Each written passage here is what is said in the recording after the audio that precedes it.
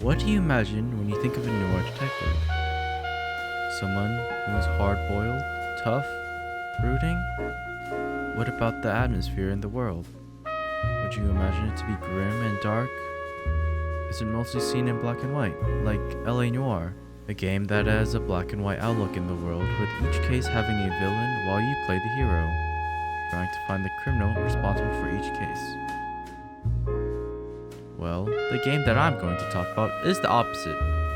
Frog Detective is a wholesome, colorful, and fun game with many creative quips and characters. In this video, I'll be going over the game Frog Detective Case 1, the case of the Haunted Island, and giving a summary of the game while trying my best not to give away as much of the game as I can.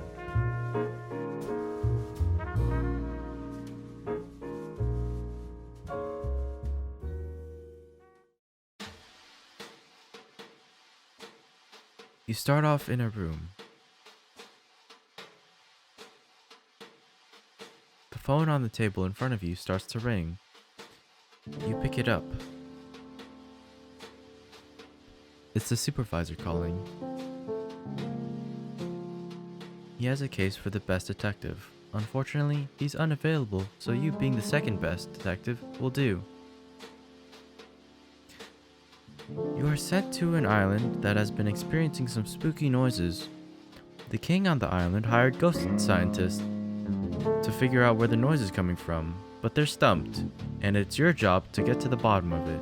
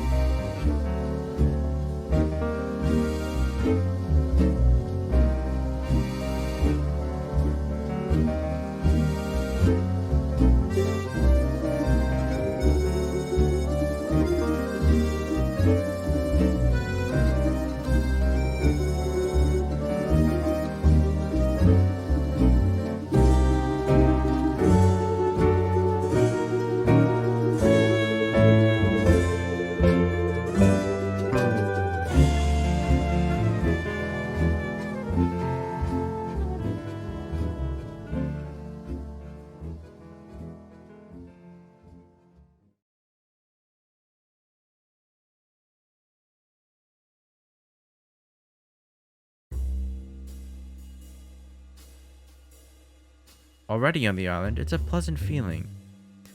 The environment's not atmospheric at all. There's just a few polygons, but the music and the ambient noise has some eerie feeling.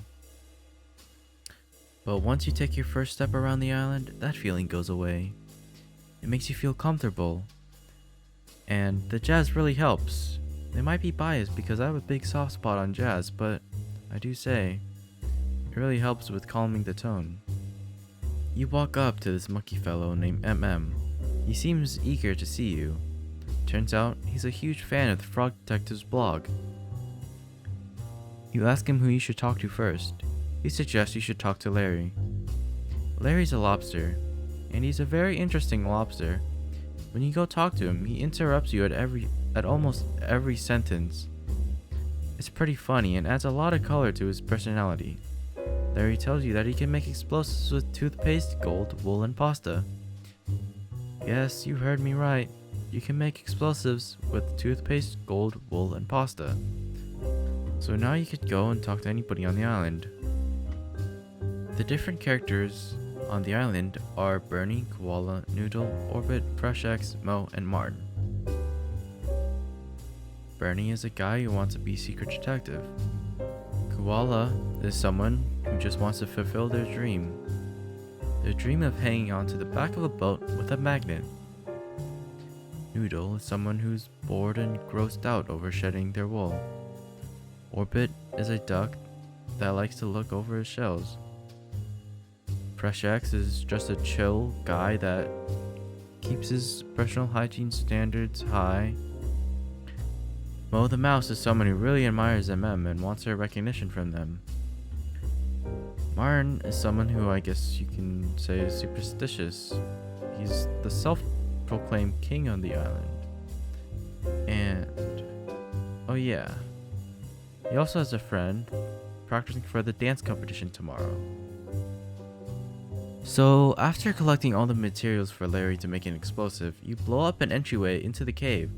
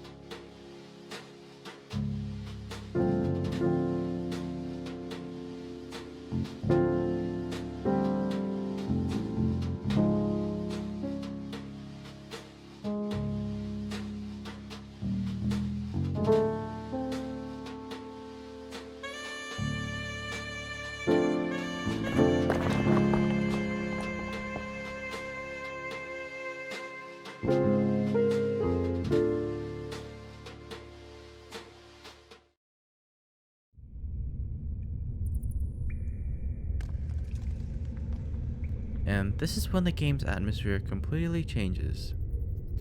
There isn't any music, the ambient noises are louder, and the area around you is small.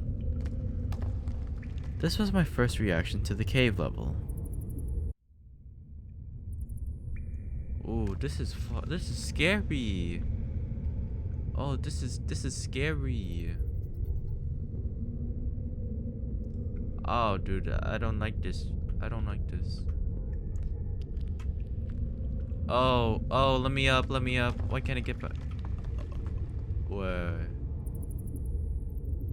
This is scary. The rest after this part is going to be a spoiler for the game. Skip to the time on the screen if you don't want to hear the spoilers, and if you want to play the game for yourself. You keep walking down the cave, you hear some distorted music in the distance. You keep walking down, and it's a surprisingly small cave. And at the end is a chicken dancing.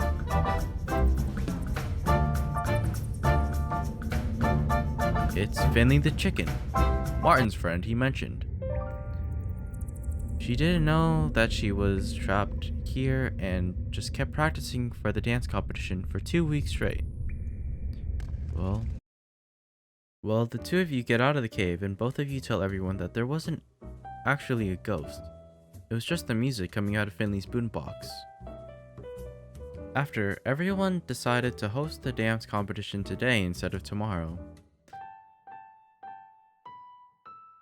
And with that, you became the judge of the dance competition too, choosing the winner after a really fun dance sequence.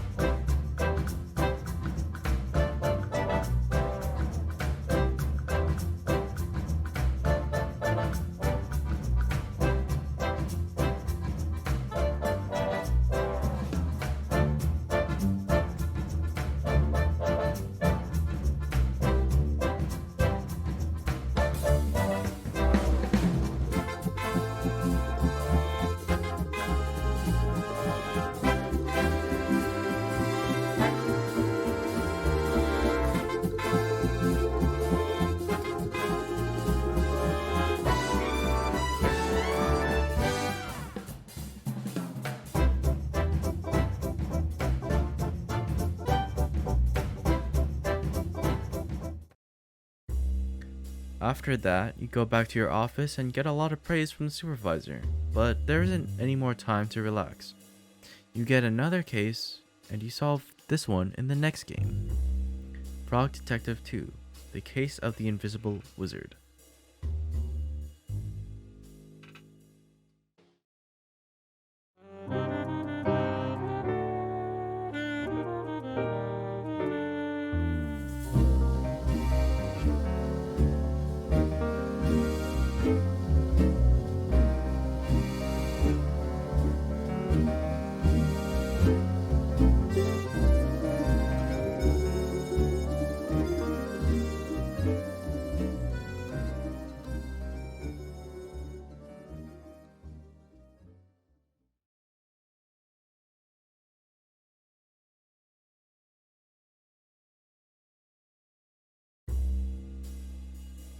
So, what do I think of the game? Well, it's great. The experience is fun, conversations are fun, even wandering around the island is enjoyable. Also, the animations are really well done. But the only thing I wish the game had more of was content. It's a really short game with not that many features. I wish they would add more cases into one game, because it's a $5 game. Well, in the next game, Frog Detective 2: Case of the Invisible Wizard, it makes up for all those problems. It has more features, and with the same tone as the first game. But this was just a little taste of the Frog Detective franchise. There's more to come. Currently they're working on a third game. So I highly recommend you play the second game. But what do you think? Is this type of game interesting to you? Would you enjoy this game? Who knows? Well, anyway, that's all I have to say for this video. See you in the next one. That's gonna come out in a month, or maybe